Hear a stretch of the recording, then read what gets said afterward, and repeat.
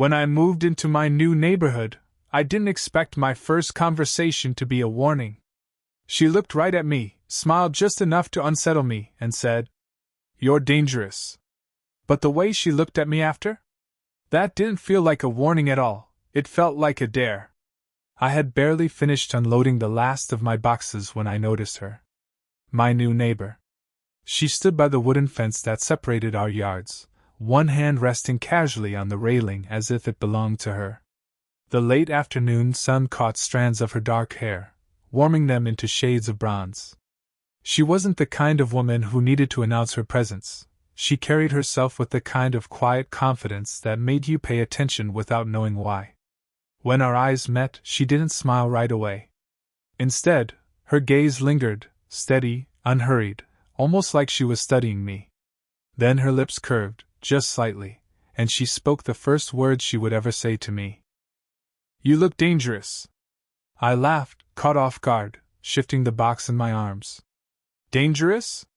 I repeated, unsure if I was supposed to be flattered or warned. She tilted her head, her earrings catching the light. "Yes," she said, as if she'd already decided. "Like trouble." There was no malice in her tone, but it wasn't exactly playful either. It was somewhere in between, like she was testing me, seeing how I would respond. I set the box down on the porch, brushing the dust from my hands. "I think that's the first time someone's called me that on moving day." Now she did smile, but only a little. Her eyes were sharp, and there was something behind them, a spark of mischief, or maybe curiosity. She leaned a bit closer to the fence, her perfume drifting faintly toward me, warm and subtle. "Well," she said softly, "sometimes people who look the safest turn out to be the most dangerous." Her words hung in the air longer than they should have. I should have laughed it off, made a light-hearted joke, but instead I found myself caught by the way she said it, low, steady, and with just the faintest trace of challenge. She didn't look away. And for a second, it felt less like she was warning me, and more like she was daring me. I finally managed a smile, though it felt smaller than I intended. "Then maybe you'll just have to keep an eye on me." Her eyebrow arched, the corner of her mouth tugging upward as though she'd been waiting for that answer. "Maybe I will," she murmured. Then, as if the moment had never happened, she straightened, nodded once, and walked back toward her porch, her steps unhurried.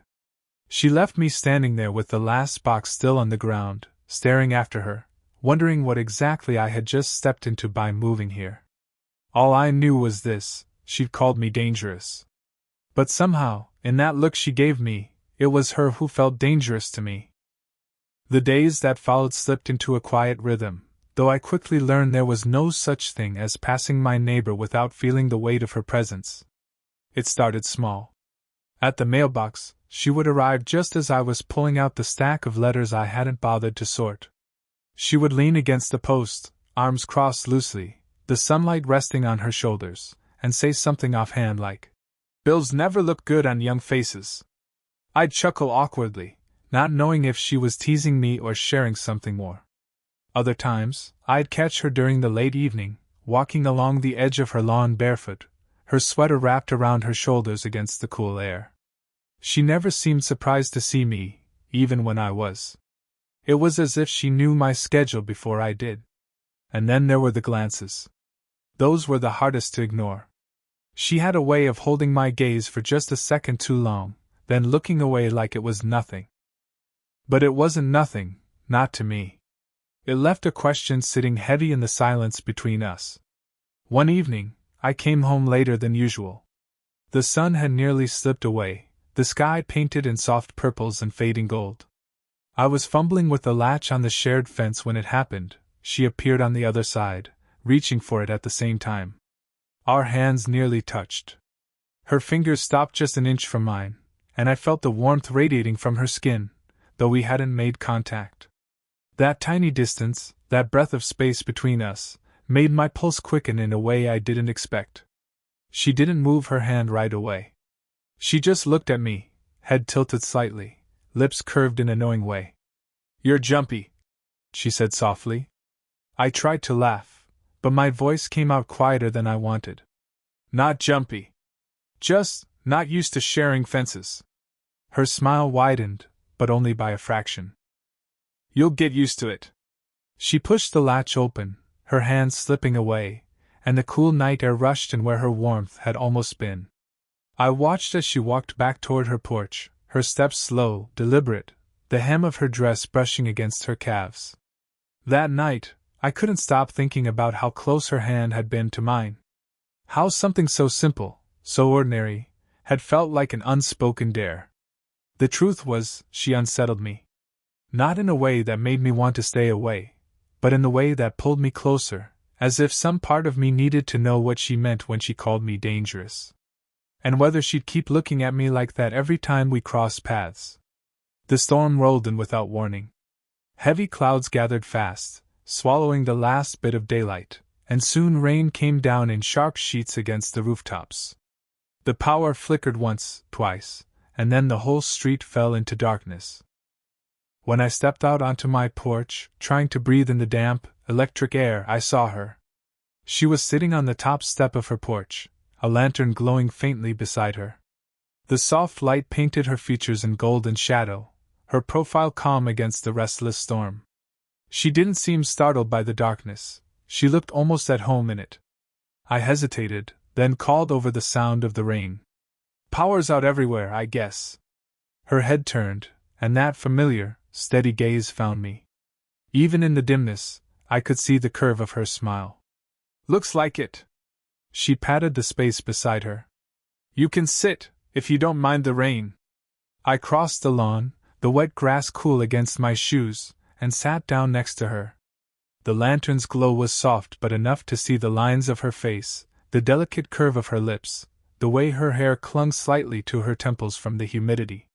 For a while, we just listened. Rain tapping against the wood, the occasional rumble of thunder in the distance. It was strangely comfortable, the silence between us. Then she spoke, her voice low, carrying more weight than before. You asked me the other day why I called you dangerous. I glanced at her, but she kept her eyes on the rain. I was half joking, I admitted. She shook her head slowly. I wasn't. Something in her tone made me lean forward, attentive. She exhaled, as if measuring her words. People are dangerous when they stir things in you you've kept quiet for a long time. Feelings you told yourself you didn't need anymore. That's the kind of dangerous I meant. The honesty in her voice caught me off guard.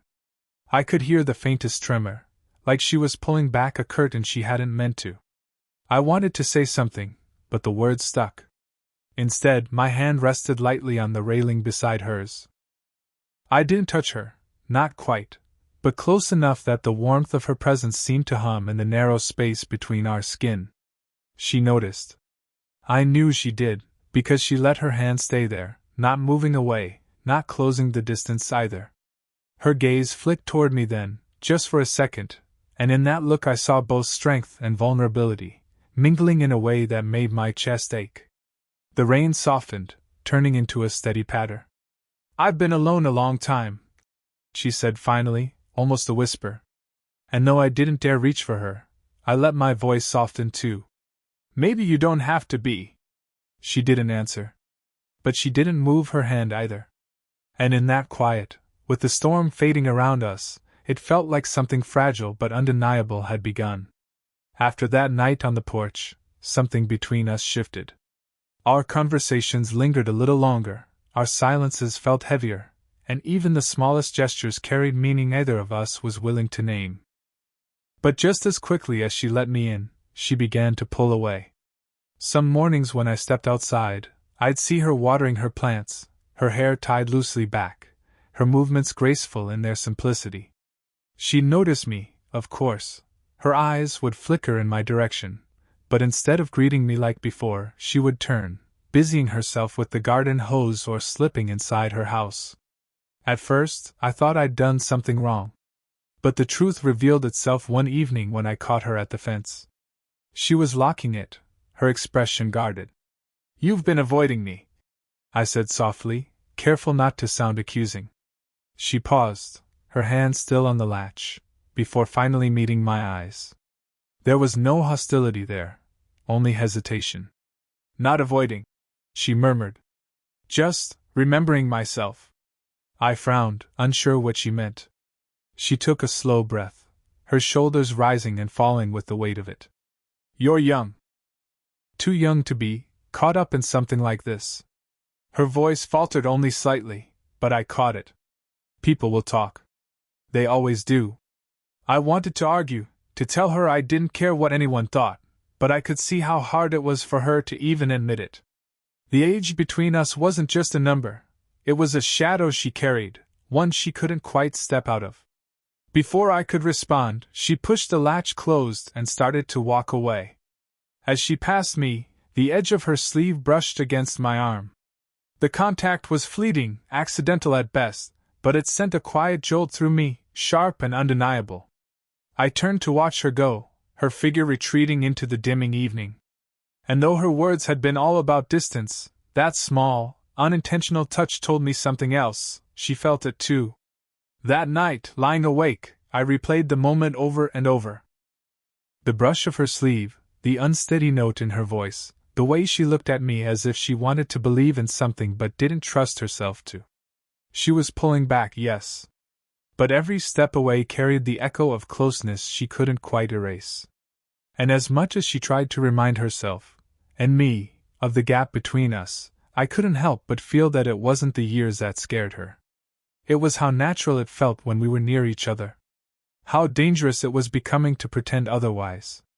It was late when I saw her again, later than either of us had any reason to be outside. The street was hushed, the kind of stillness that comes only after midnight, when the world feels pared down to shadows and quiet breaths. I had stepped out for air, restless from too many thoughts, when I noticed her standing near the edge of her lawn. No lantern this time, no excuse like the storm, just her, wrapped in a thin shawl against the cool night air, staring up at the sky as though it might offer her answers. She didn't flinch when I approached. Instead, she turned, and in the dim light of the street lamp, her eyes caught mine. Calm, steady, and a little too aware. Can't sleep either? I asked. Her lips curved faintly, but not into a full smile. Sleep doesn't come easily these days. I moved closer, careful not to step too far into her space. Funny. I thought you'd be the type to fall asleep with a book and a glass of wine. That earned me a soft laugh, low, warm, fleeting. Maybe once. But not anymore.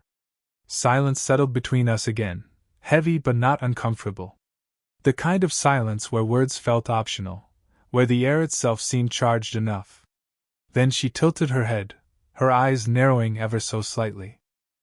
You know, she said, her voice quieter now, I wasn't wrong when I called you dangerous. I swallowed, my chest tightening. You keep saying that, I murmured, but it doesn't sound like a warning anymore.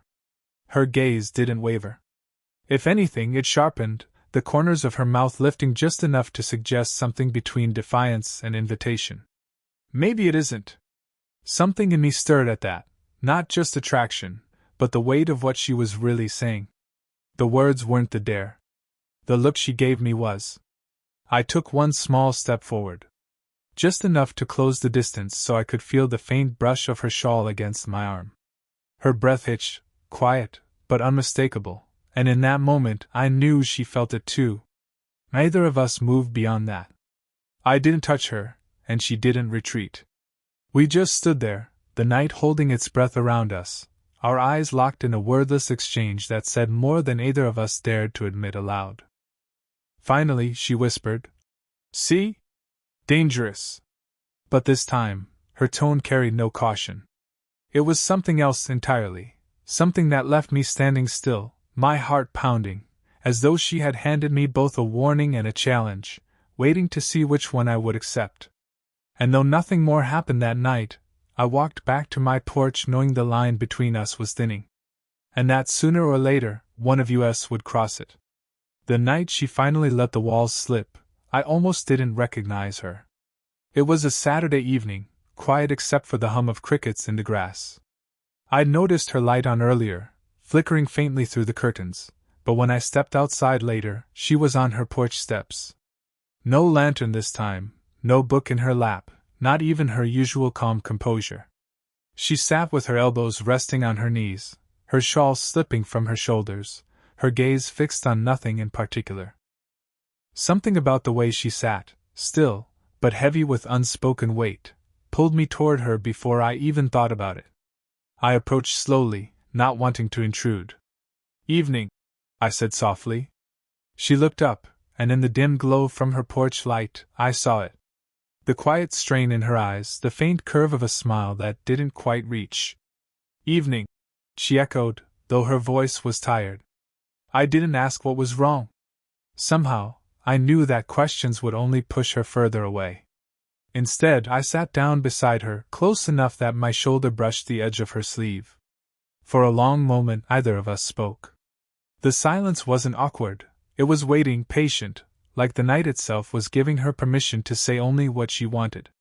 When she finally sighed, it was soft, a sound that carried more than words could. And without thinking too much about it, I shifted slightly, offering my shoulder. She hesitated. I felt it in the way her body stilled, and then, slowly, she leaned into me. Her head rested lightly against my shoulder, her hair brushing my cheek. The weight of her was gentle but certain, as though she had decided, just for tonight, to stop holding herself so firmly upright. I didn't move right away. I just let her be, feeling the warmth of her against me, the faint steadiness of her breathing as it gradually softened. My arm lifted almost on its own, wrapping carefully around her, not too tight, just enough to let her know I was there. She didn't pull away. In fact, her hand found mine where it rested on my knee. Her fingers, cool from the night air, slipped into the spaces between mine, lacing together in a way that was both tentative and sure. That small, deliberate act unraveled something inside me. For all the teasing, the guarded glances, the push and pull, this was different. This wasn't a dare, or a test, or a fleeting brush of sleeves.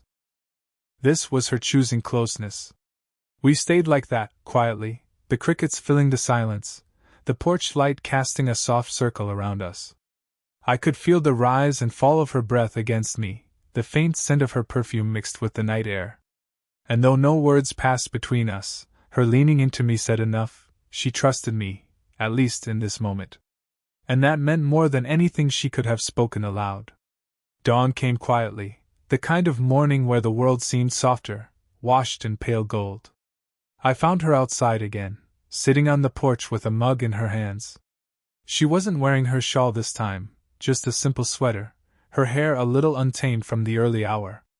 She looked less guarded than usual, like the night had stripped away the pieces of her she always held together. When she noticed me crossing the yard, she didn't move, didn't put the walls back up. Instead, she shifted slightly, leaving just enough space beside her for me to sit. I lowered myself onto the step, the wood still cool beneath us. For a while neither of us spoke. We just watched the sky change color, the pinks and oranges spilling across the horizon. Finally, she broke the silence. "You make things feel easy." Her voice was low, almost reluctant, like she hadn't meant to say it out loud. I turned to look at her. "Is that a bad thing?" Her lips curved faintly, but her eyes were thoughtful. "It's the most dangerous thing of all. Because it doesn't feel forced. It doesn't feel like pretending." She paused, gripping her mug a little tighter. "And I told myself a long time ago I didn't need that kind of closeness anymore. Not with someone younger, not when the world would only raise its eyebrows and whisper." Her words hung in the air, fragile but honest. I let them sit for a moment before answering. "Maybe dangerous doesn't always mean destructive. Sometimes it just means worth the risk." She finally turned to meet my gaze, her eyes searching mine as though weighing the truth of what I'd said. Then, slowly, she set her mug down and lifted a hand to my face. The touch was light, almost hesitant, her palm cupping my jaw, her thumb brushing just along the edge of my cheek. The warmth of her skin seeped into me, steady and grounding, and in that simple gesture I felt more certainty than in all the words we'd exchanged. "I don't know where this goes," she whispered, her breath brushing against me. "But I know I don't want to keep pretending I don't feel it." I covered her hand with mine, holding it there against my face. Then don't. For a moment, the world narrowed to just us, her hand in mine, her eyes locked with mine, the unspoken weight of everything we had been circling finally settling into something real. She leaned forward then, not quickly, not with urgency, but with quiet resolve. Instead of her lips, she pressed a lingering kiss to my cheek. It was soft, deliberate, filled with a promise that words couldn't capture. When she pulled back, she didn't move away completely. She stayed close, her forehead almost brushing mine, her hand still warm against my skin. And as the morning sun spilled across the porch, I knew what she had meant from the very beginning. Yes, I was dangerous to her. But she was just as dangerous to me. And neither of us minded anymore.